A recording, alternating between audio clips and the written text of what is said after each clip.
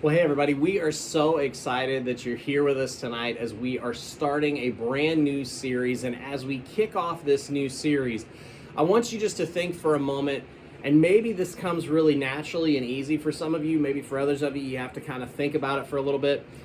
But I want you to remember something really embarrassing that happened to you a long time ago. And I want you to think about something that not only did you feel embarrassed about at the time, but even now that you think about it, you still feel really embarrassed about it. Well, years ago, I worked as a camp counselor one summer, and one of the weeks that I was counseling was for a skate camp. And I had a conversation with one of the boys that was there, and he told me this amazing story. Don't worry, I've asked him if I could share it in future talks. He said, yeah, it's fine. But here's the thing. Is this particular skateboarder, he was in high school, he was really into it, he would spend hours at the skate park, meeting all kinds of people, doing new tricks, learning new things. And one day when he was there, he said a girl happened to walk by that he couldn't help but notice. He said she was, funny, she was pretty, she was incredible at skateboarding, but he was really nervous to talk to her. And he said, I couldn't bring myself to walk up and have a conversation with her. So I decided I was going to get her attention another way. And so in his head, he said, here's what I did. Is I thought if I can pull off the best trick that I know I can do, then surely she will notice me and she'll potentially come talk to me. So he waited for the opportune moment. And when she was standing right next to the ramp, he said he went up to the top of the ramp and he dropped in. And as he dropped in, he went for his best trick. But the worst thing that you could possibly imagine at that moment happened. Because he actually, as he started to do the trick, he fell from the top of the ramp all the way to the bottom. And when he hit the bottom, he literally ripped his pants all the way up the back. Now, he says, I guess it had the desired effect because I wanted everybody to look at me and notice me, and they did, but they noticed me for all the wrong reasons. And he said, I had to lean down and pick up my skateboard and limp out of the skate park while everybody was laughing under their breath. And as he recalled this story, he said, even now, as I think about it, even though it's a few years ago, I can still remember my cheeks getting red at the moment, and I still feel that way today. He said, I never got the chance to meet her or to catch her name, but I remember her today because of how badly things went. And maybe for you, you've been there when it comes to things like dating or relationships. Maybe things didn't work out with somebody that you liked. Or maybe you can't seem to get that potential significant other's attention. Or maybe you've never even been in a relationship at all. But regardless of where you fall in one of those categories, the next couple weeks are for all of us. Because while few people use the actual term for dating these days to describe a romantic relationship, we tend to kind of phrase it in a different way, don't we? We might say things like this, like maybe we say, well, we're just hanging out. Or maybe we're just in a situationship. Or maybe we're just talking.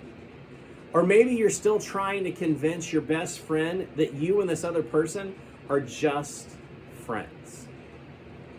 So just so we're all on the same page, we're going to use the term dating throughout this series. And here's how we're going to use this term. We're going to define dating as being in a relationship, however you would label it, where the other person means more to you than just being a good friend. That's how we're going to define dating. And why are we talking about this? Because we want to help you date well. We want to help you date well. Now, some of you may not be interested in talking about such a personal topic because maybe you're in a situation that doesn't have a label and you're both good with that. And you don't need, you say, well, I don't need to be exclusive. I'm just having fun. And maybe you're thinking to yourself, why make things complicated? Why make things complicated? Or maybe dating is so far off your priority list now that you have goals and ambitions to achieve. And so you feel like dating is just going to get in your way. And so you're thinking to yourself, why worry about something that isn't important right now? Or maybe you look around the world right now and there isn't anybody that you're even interested in dating. You're open to it, but nobody really comes to mind. And so you're thinking to yourself, why obsess over a lack of viable options, right? Or maybe you know exactly who you want to date and they just aren't interested for you. And you're just sitting there and thinking to yourself, why, dear God, have you forsaken me? Okay, that last one was totally made up. But regardless of how you would rate your interest in dating, from single forever to waiting on your soulmate, chances are favorable that a lot of us are going to date at some point in our lives. And if you're going to have a relationship one day, what we're going to talk about today is important because it will give you the best shot at having a great experience when you do start dating. So let me be honest with you. You ready for this? The Bible doesn't directly talk about dating the way we think about it today. The Bible doesn't directly talk about dating the way that we talk about it today. But despite the lack of explicit, clear, crystal clear instruction, there are still some important and helpful things that we can learn from Scripture when it comes to dating well. And so to help us do this, we're going to look at a very practical part of the Bible, part of the Old Testament in the book of Proverbs. Now, the entire book of Proverbs is a book of the Bible that is literally dedicated to wisdom. And by wisdom, what I mean is knowing what's good, what's best, given a particular set of circumstances. Now, most of these Proverbs that we read are written by a guy named Solomon, who we learn about in the Old Testament, and we talked about him a few weeks ago. And when Solomon was around 20 years old, God gave Solomon an immense amount of wisdom. Now, it should be noted that the wisdom that God gave Solomon was something that Solomon had asked God for because he knew it was important. And so while Solomon was wiser than most, he wasn't always perfect. And just like some of us, Solomon had to learn some things the hard way. Now, one bit of wisdom that Solomon records in Proverbs 24 seems like a lesson that he learned the hard way, because here's what he says.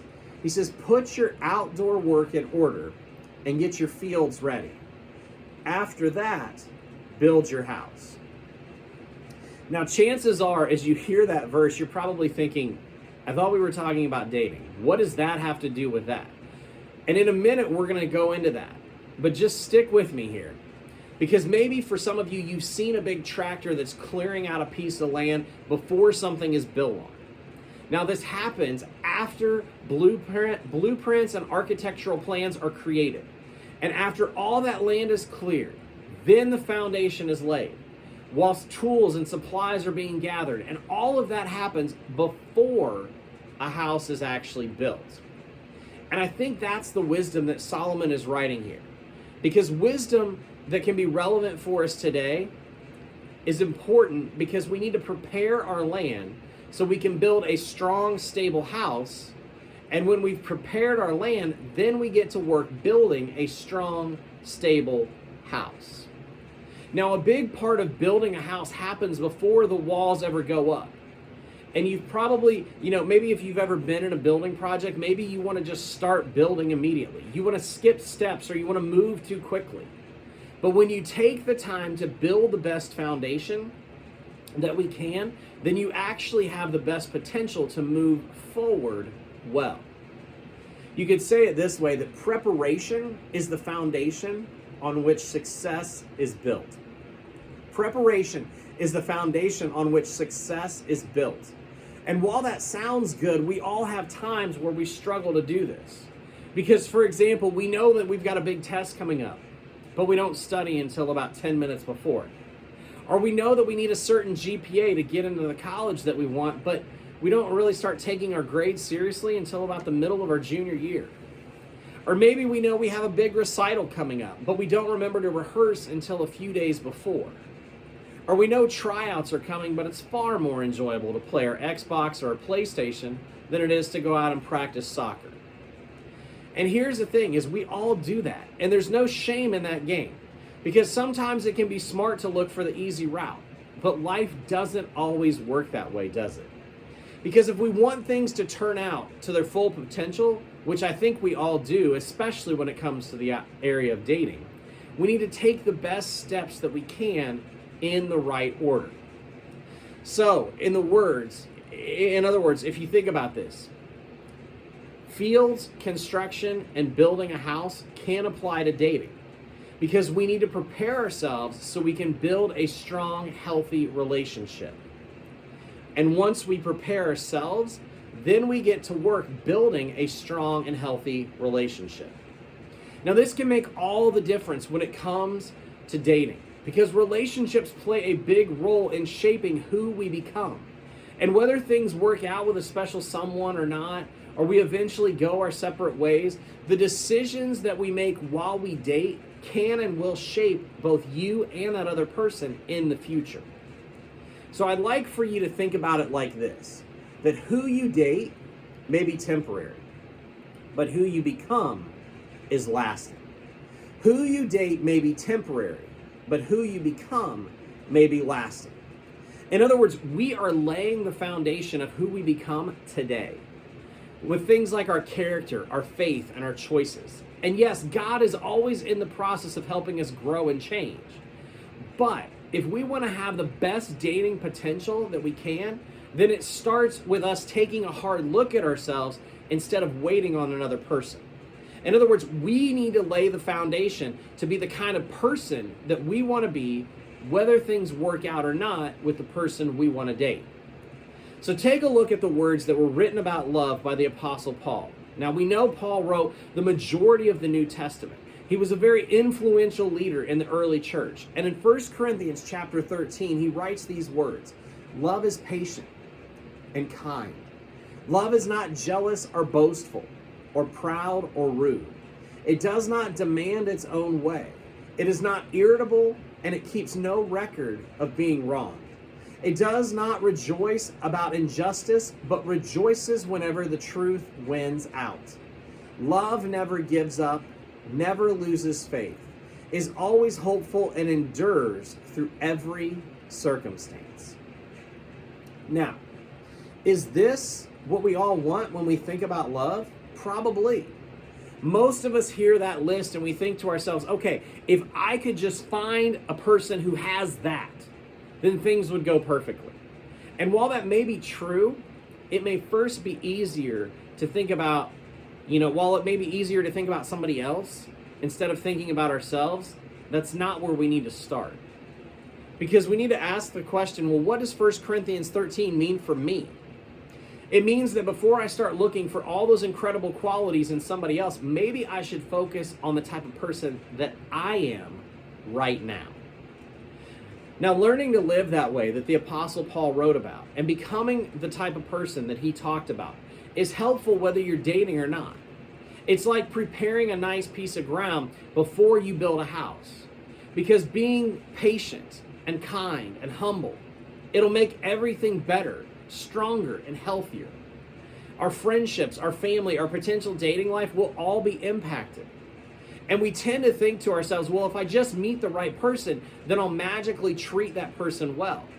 But the truth is this, is that when it comes to loving someone well, it takes practice. We don't become patient and kind overnight. We won't become patient or kind by accident. It takes effort. It takes preparation. And regardless of where you are when it comes to this topic of dating, I just want you to know it's never too late to work on it. Even if you're in a relationship already and things have been tough, making a decision right now and starting to move in the direction that Paul lays out for us is exactly the kind of wisdom to which Solomon is pointing out. And if you aren't dating yet, or maybe you choose not to date at all, you may say, well, how does this affect me? Well, that would be even better, because this is the perfect time for you to put in the work. So here are 2 practical steps to help get you started. First is choose who you want to work on becoming. Choose who you want to work on becoming. So let me give you an example here. A lot of us may think to ourselves, well, if I'm just simply attracted to somebody else, then we're good, right? But you can't clear a field and build a very strong, stable house with just a hammer. You need other tools. You may need things like a wrench, or maybe you need a tape measure, or maybe you go a step further and you need a screwdriver, or a drill, or a saw, or a shovel, all of these things. Because basically 1 Corinthians 13 is telling us that it's like preparing your field and building your house, that you have different important tools for building. Love is patient, it's kind, it's not jealous, and it doesn't demand its way. And while it may be amazing to meet somebody who possesses all of those qualities, becoming someone who is building these qualities into themselves is even better. And even if the dating relationship doesn't work out, you've still shaped and built a great house in yourself that can prepare you for the future. So the first thing here is this idea of choose who you want to work on becoming. And then the second thing is real simple, is practice. Practice it. Paul gave us a lot of options to work with. So it might be easiest to shrink it down a little bit. And so this week, here's what I'd like for you to do. Is focus on two of the qualities that Paul chose. Two of them. Maybe you say, I'm going to be patient and kind. Or maybe you say, I'm going to be gentle and forgiving. Or maybe hopeful and gentle. And I know that two doesn't really seem like a lot, but these qualities can be really tough to live out. And we can work on them all the time, whether we're dating or not, and practice them with everybody that we interact with. So if you do date somebody, here's the thing. It's not always going to be easy. And the person that you date may sometimes get on your nerves, may not seem so perfect all the time. And being patient and kind with with that person may be difficult. But if you start building those qualities in your life now, they'll become a lot easier when you actually need them. You see, practicing any of the qualities that Paul gives us in 1 Corinthians 13 can have a huge impact on our relationships and ultimately on our own lives. So instead of spending time and energy and finding the right somebody faster, what if we spent time building our own foundation to be stronger? Because remember, who you date may be temporary, but who you become is lasting. Who you date may be temporary, but who you become is lasting.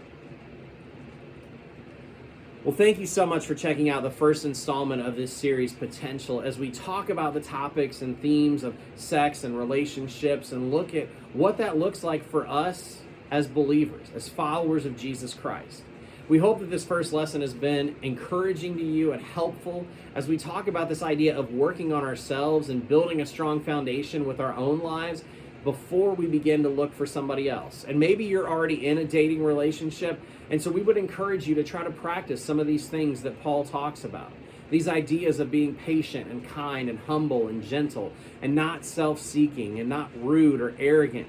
And as you work on those things, maybe just choose one or two this week and start to work on those things, because I guarantee it will impact how you are in all of your relationships, whether you're dating the person or not. So as I mentioned, thank you so much for checking out this first installment of our series, Potential. We hope you'll join us in person. Again, we meet on Sunday nights from 6 to 8 p.m. in the youth room here at New Hope Church. We'd love to have you join us in person as we continue to talk about this topic and as we hopefully get you connected to a small group where you can wrestle through and talk about some of these topics in a very safe and wonderful environment with people who want to encourage you and support you. So we hope you'll join us in person. And if you continue to check us out online, that's great and wonderful as well. Have a great and wonderful rest of your day and an amazing week, and we hope to see you soon.